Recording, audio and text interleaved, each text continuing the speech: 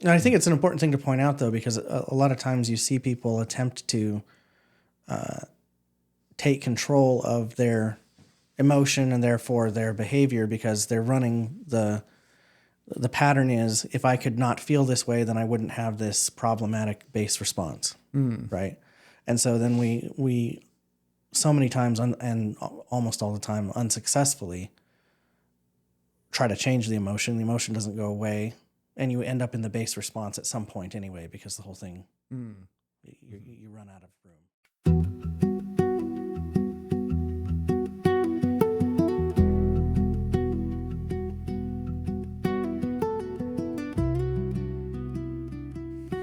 Welcome back, Dr. John.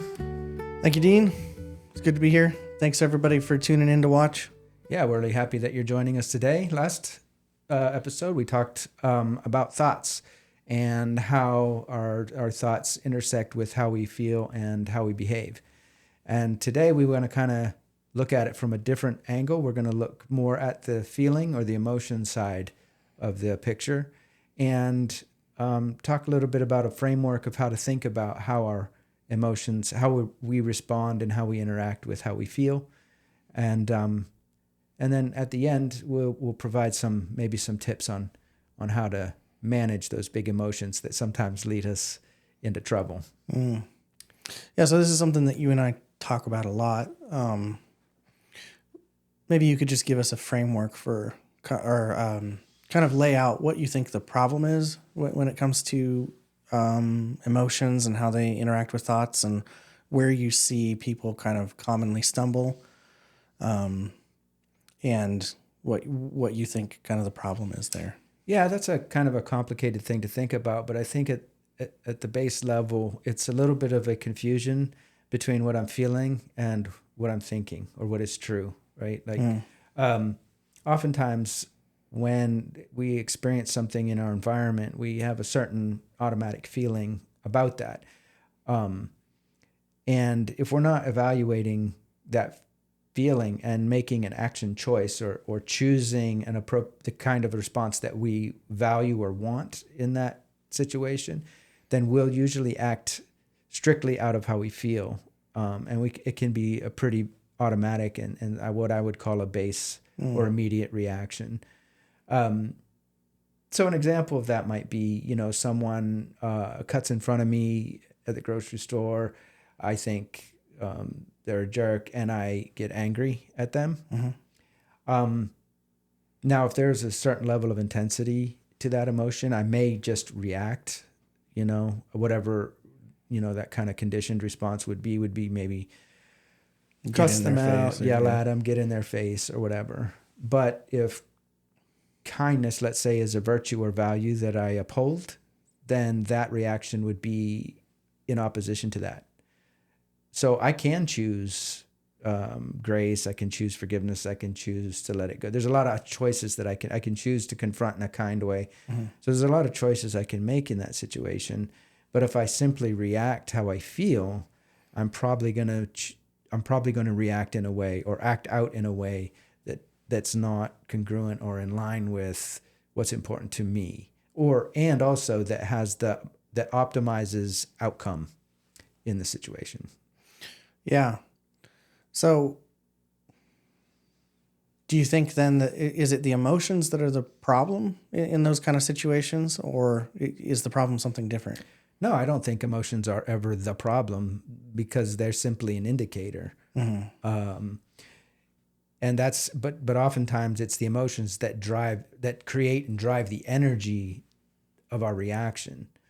And, emotion is not something that you can really control. Yeah, I agree with you there. You feel what you feel in response to whatever the situation, stimuli, the thing in the environment that we're reacting to. Yeah. But I think where we misstep is that we act out or we respond to that emotion in ways that create all kinds of problems. And, we see this pretty dramatically and easily if you've ever worked in a nursery or been around children or had your own children. right? Like their automatic response to what they feel is usually not optimal to them, right? Yeah. Now, if that emotional response elicits or gets them the thing that they has a benefit to them, then that response is going to become conditioned. In other words, if I scream and throw a fit and lay on the floor and kick my feet, and that results in me getting the thing that I wanted, then that becomes a conditioned response to emotional response. We learn Yeah. that works and that's okay. However, we know as parents that that's not. Although we often respond for the short term piece, it's not a very good long term solution to optimal outcomes for that child. Mm-hmm. So we train them then to not change how they feel, but change how they respond. Yeah. Yeah. So I'd be curious to know your thoughts on like why is it that choosing the right behavior is so difficult, right? I've got my thoughts on it, but I'm curious about like why do you think that people struggle to move out of responding with that base response that you described? Because that's so often what we do. Why is it so difficult to pick a different? Well, I think that a lot of times those are conditioned responses. Okay. And things that are conditioned neurologically wire the brain in such a way that that's the response that occurs. Mm. And so if I've never confronted a change in that, now we can change the conditioning. And that's what we do with like anger management or, anxiety and a lot of host of other emotional responses that we might want to seek a different behavioral approach, right? So let's take anger, for example, an individual who has what we might call an anger problem, right? It's usually because they're responding to that emotion in a maladaptive way or in a way that may have short-term gain, but it has dire consequences long-term. Mm-hmm. And usually by the time you and I would see somebody who comes in and says, I need help with anger, it's usually because they begin to suffer the consequences of responding to that anger in a way that is detrimental to them, either most of the time relationally. Yeah. Well, I think you see the same thing like with sadness and depression, right? Mm-hmm. Or fear and anxiety. To me, it's always seemed like when you talk with people, and I've experienced this in my own life, the point of failure is usually not that they didn't try to solve the problem but they go about solving it wrong. So in the case of anger, what you'll see is that people try to stop themselves from being angry. They try to stop feeling angry. Yeah. And oftentimes we try to utilize our thinking to do this, like almost an internal critic that says, don't get angry, don't be angry, that kind of thing, right? Mm-hmm. And I think that this actually makes the problem worse because it's very difficult to, if not impossible sometimes, to change your emotions purely with your thoughts, right? And so when you attempt to and then fail, now you've just exacerbated the system and you've created a feedback loop because now I'm going to feel angry that I failed. Mm-hmm. Yeah.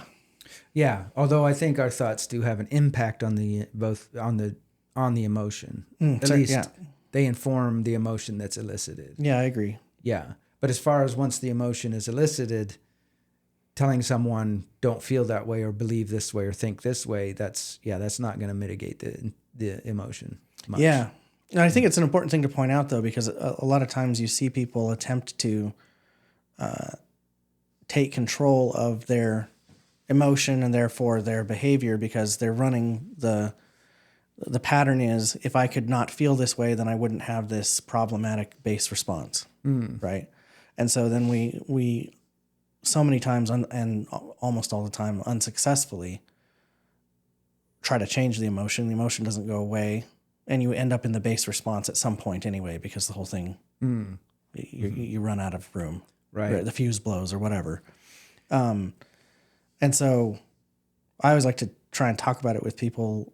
Like let's not put thoughts and feelings on a continuum, right? Where they become sort of mutually exclusive to each other, but rather let's think about them as existing in different dimensions, or sometimes I'll say like they live on different planets.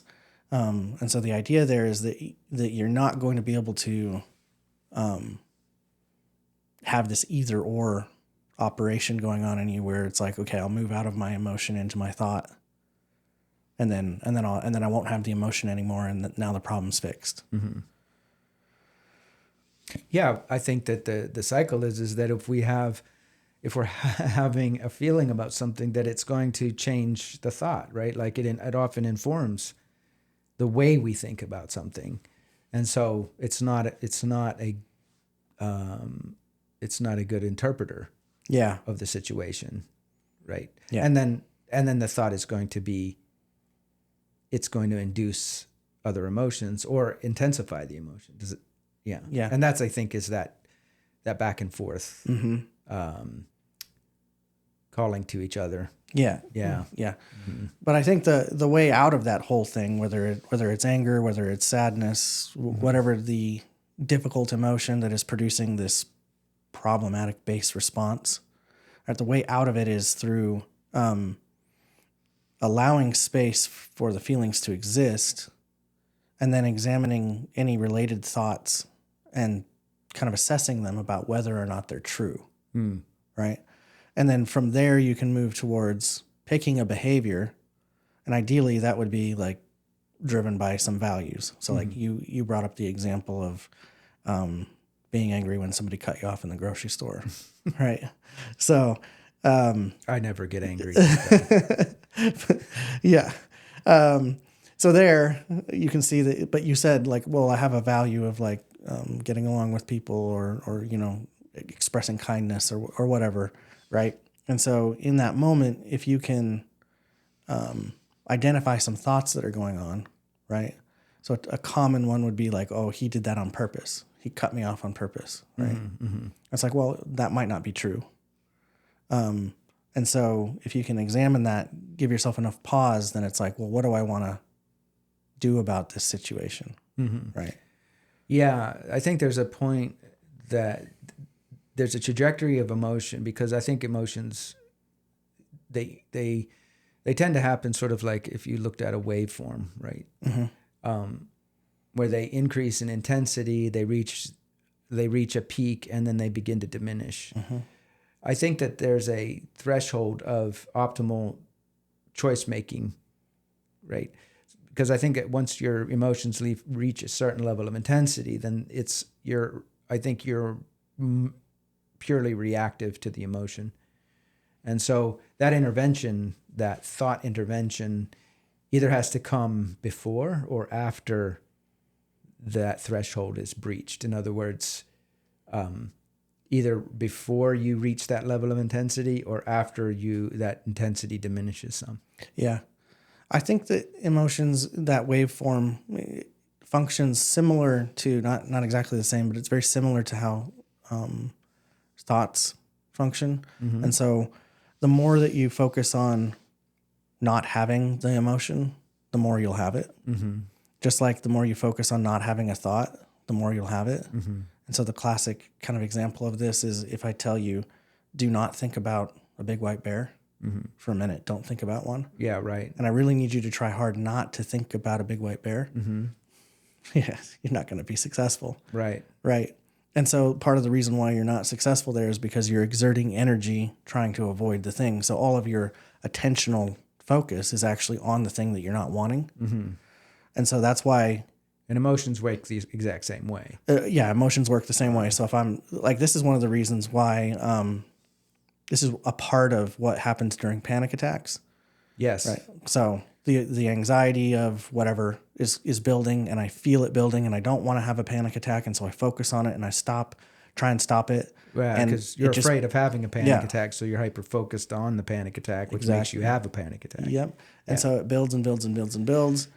It eventually crosses some kind of threshold. Now you're in a full blown panic attack. Right.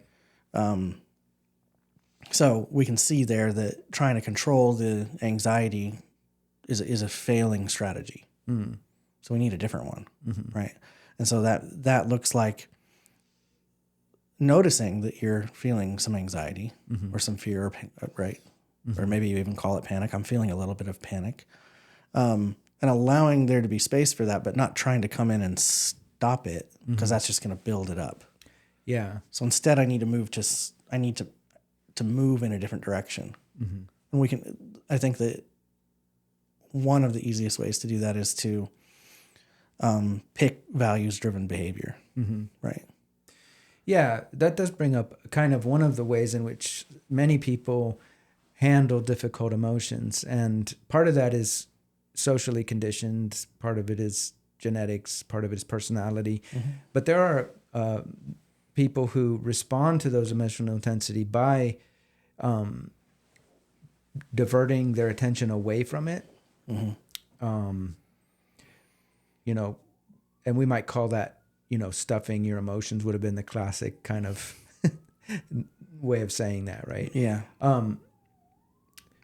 So they have the emotion, but they've been conditioned that, you know, emotional expression is unsafe or it's not acceptable, and so they divert that away. It's not that they stop having the feeling; it's that they deter themselves from expression of that feeling. So do you think that there's any other, like if we were to try and, we've kind of talked about this a little bit philosophically, I think, and theoretically. Are there any concrete steps that people can take that would help them manage their emotions?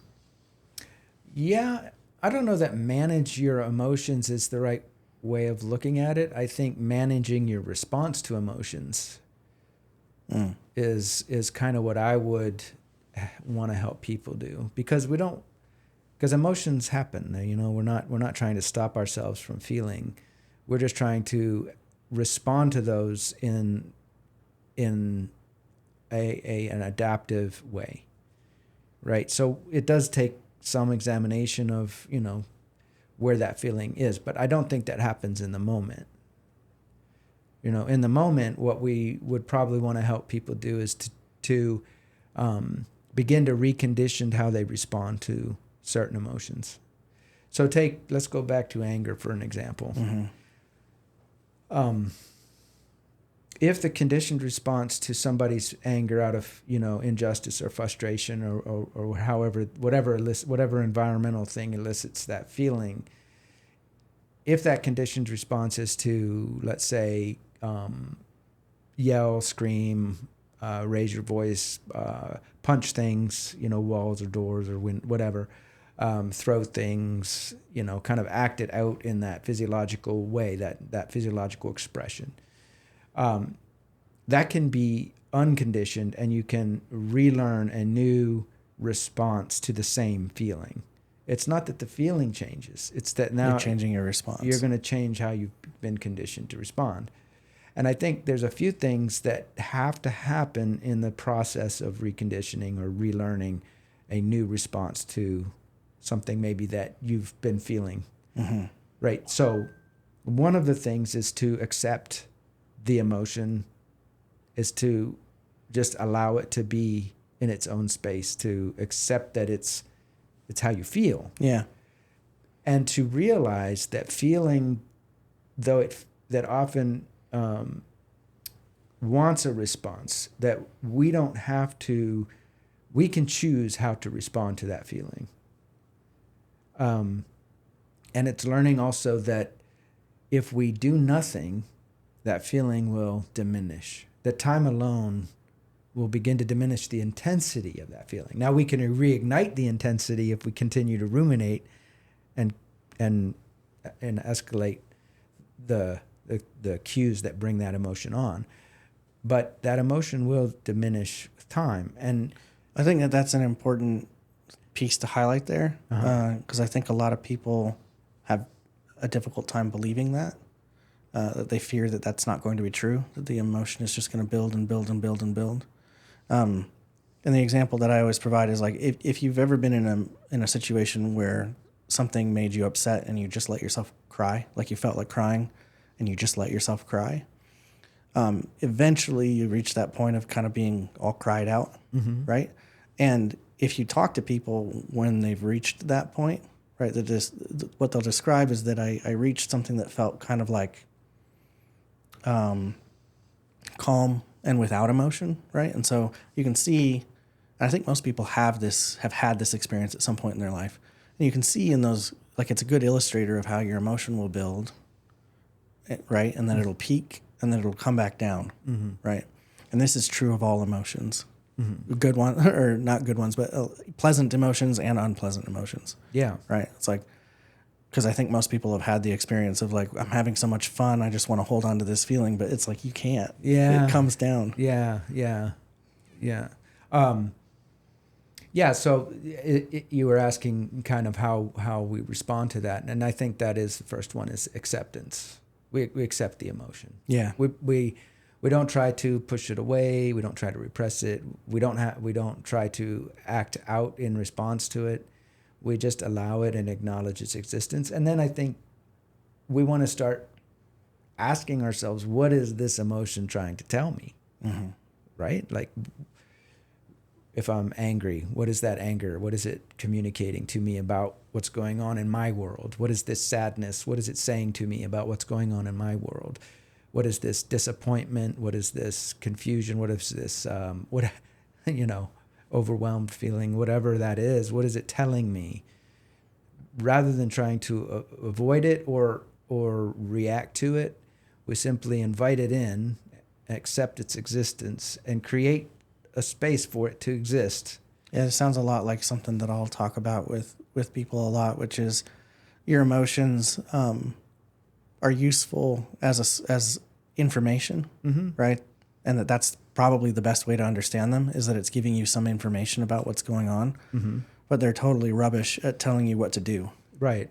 Like, yeah. Yeah, we need wisdom. Yeah. And wisdom is the ability to choose the right response. Yeah. To truth, to what we know to be true.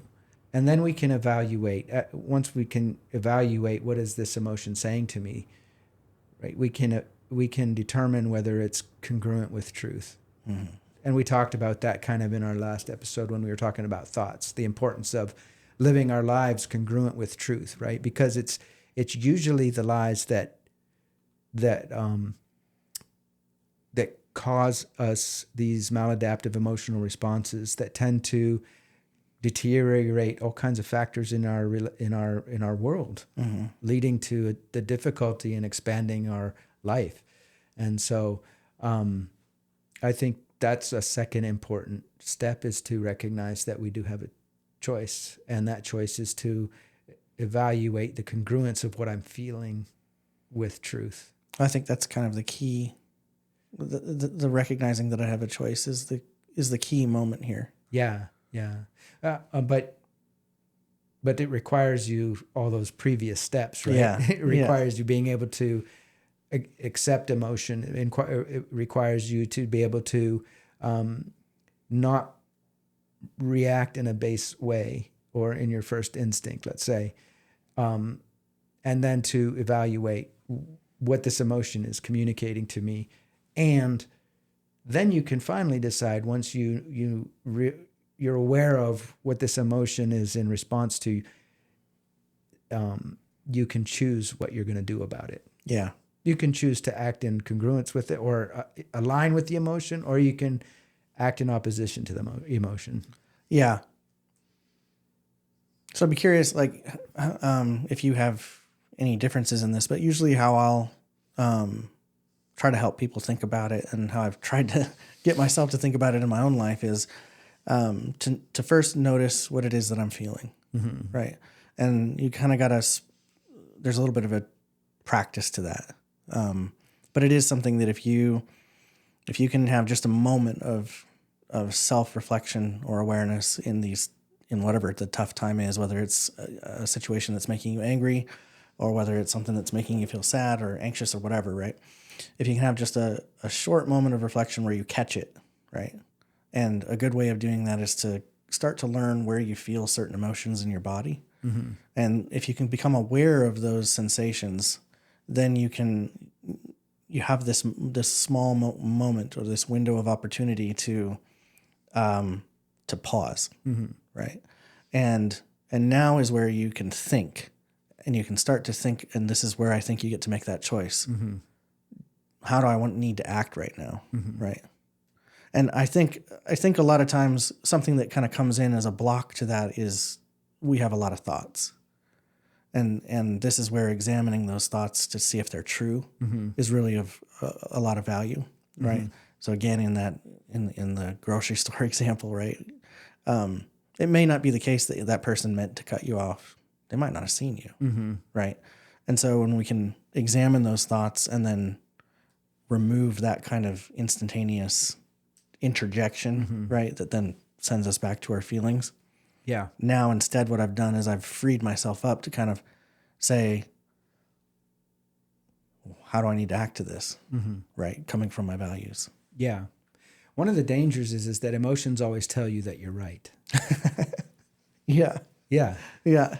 And so we have to be careful of that because things often feel true that are not true. Right? We often feel things to be true, even though we recognize that they are not true. And Right. that feeling can be really deceptive. Right. Right. So that's where we have to be careful not to just react to those emotions, even though it feels like it's the truth. Yeah. Until we can really bring our thinking back online and evaluate and then respond to what we know to be true rather than what we feel to be true. Yeah. And I think that's a good point. And we could probably have a longer discussion about this at some other point, but I think that when you think of information, or when you think of emotions as being information, right? They're energy and information. It's like you could take anger, right? It's like, why do we feel angry? I think a good description or a good way to say that would be, you feel angry when you perceive an injustice. Yeah. Right. And so determining whether or not injustice has actually occurred is a really important step in helping you deal with that emotion of anger, right?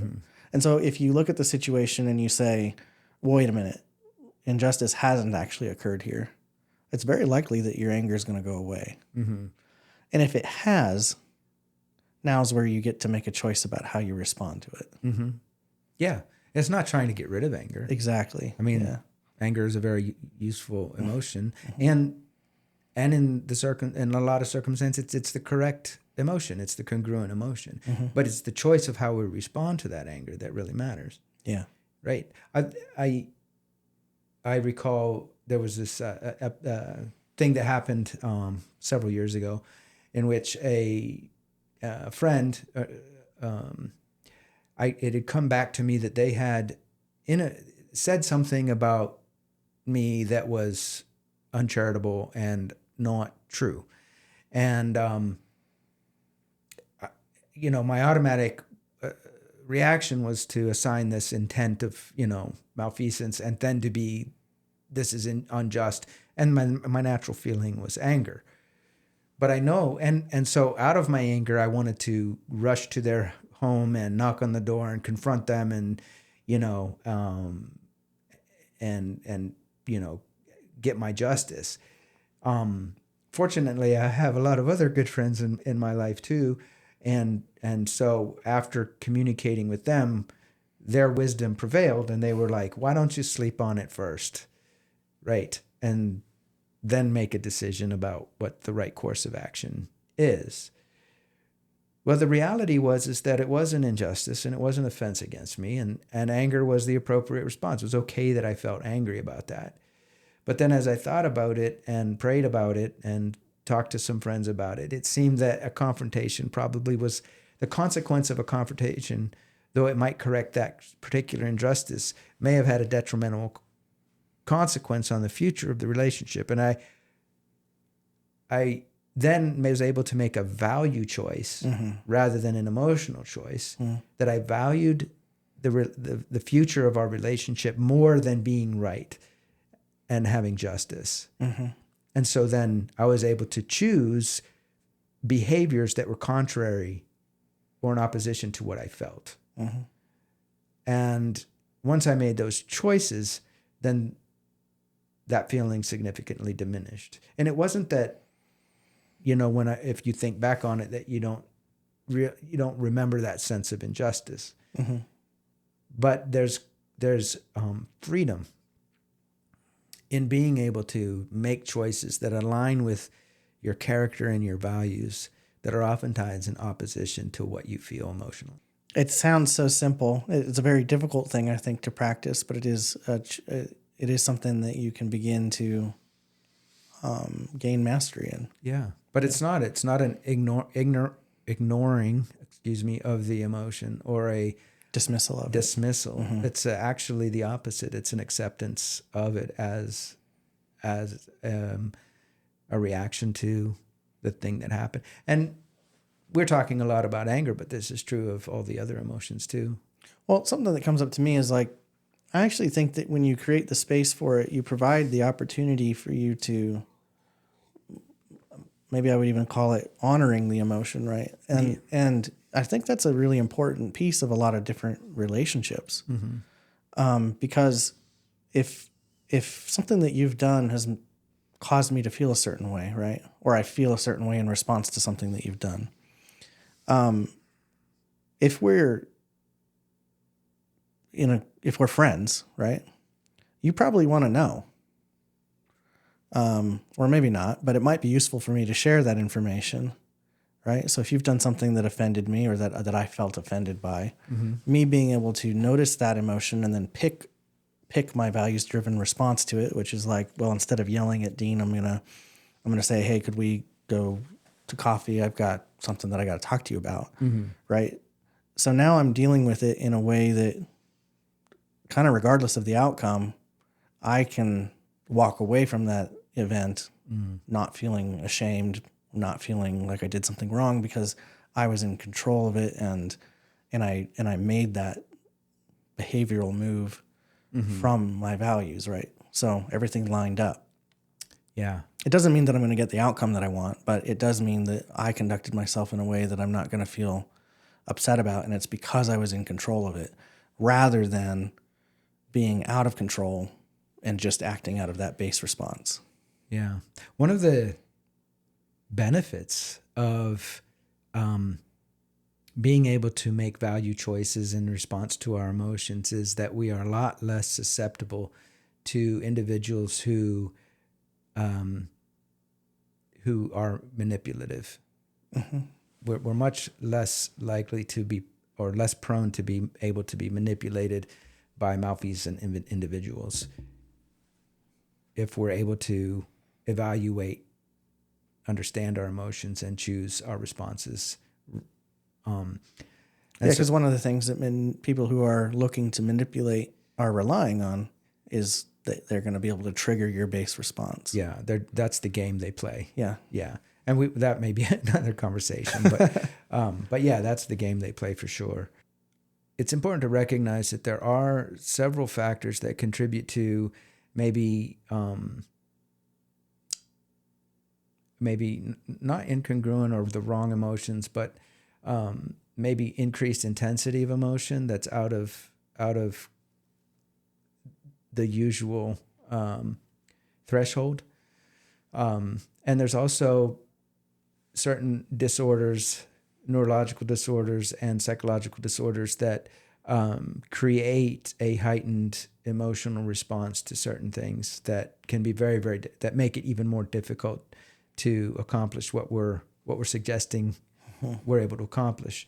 And so for those kinds of individuals, the individuals that are experiencing that, I think that part of it is I think we still go back to accepting those emotions, but it may be even more of a challenge because of the level of intensity or duration of those emotional responses. And oftentimes they're not in congruence to reality or truth. Yeah. So sometimes it's the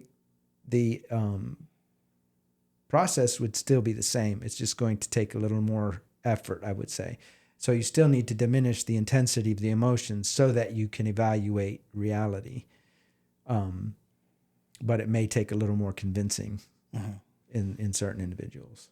But for most of us that aren't suffering with those kinds of situations, what we're talking about is quite manageable. I hope that people can see that if you are struggling with emotions that you find difficult to respond well to, that there is kind of a pathway through it. Mm-hmm. It does take practice, but it's not particularly complicated. It isn't, yeah. And I would say if you were going to go step by step, I would say the first step is to accept the emotion, to honor the emotion, to let it have its space, to recognize it. And it could be multiple emotions simultaneously. Yeah. And then secondly, to externalize that emotion in an adaptive way. Mm-hmm. And that would be like talking to a friend, journaling, praying, reflecting, whatever mechanism, art, music, a lot of ways to externalize those feelings. And then evaluate those emotions with congruence with truth. Mm-hmm. Right? So, examining whether or not the thoughts that are related to this are true. Right. Yeah. And then responding out of choice, not regardless of the feeling. Yeah. Choosing, and the thing we want to respond is what's important, what's valuable. Yeah. What's of value to us, right? We want to make those choices that we respond to ourselves and to others in congruence with our values. Yeah. Now there are things that we could talk about reducing the intensity of emotion, right? There's a lot of physiological body management kind of things that we can do that often help reduce intensity, such as diaphragmatic breathing, progressive muscle relaxation. There's several things like taking a cold shower or a hot shower, changing your environment simply by going for a walk or even just moving. There's a whole host of things that we can explore to help us manage the physiological reaction to how we feel, which brings the threshold, or it reduces the intensity, brings us below the threshold. And I think that's an important kind of sometimes first step. Yeah. If I'm having this high intensity feeling of anger, sometimes the best thing I can do is, rather than do all of that sorting out in my mind about it, is just simply go for a walk or change my environment, do something different that reduces that intensity, that gives me access to the ability to work through that. Yeah. I think those are really good first steps. Mm-hmm. Mm-hmm. Yeah, so I hope that this conversation is helpful, and if you have other comments or suggestions in regards to managing how we feel and managing our reactions to emotions, we'd love to hear from you. Yeah, what's worked for you, how you've been able to respond in accordance with your values, even during feeling strong feelings. And if you've liked our conversation so far, we'd love for you to subscribe to our channel, leave a like and a thumbs up, and we're just really enjoying having these conversations with you, and we look forward to some more episodes down the road. Yeah. Thanks, Dean. This was a good one. Thanks, Dr. John. See you guys next time.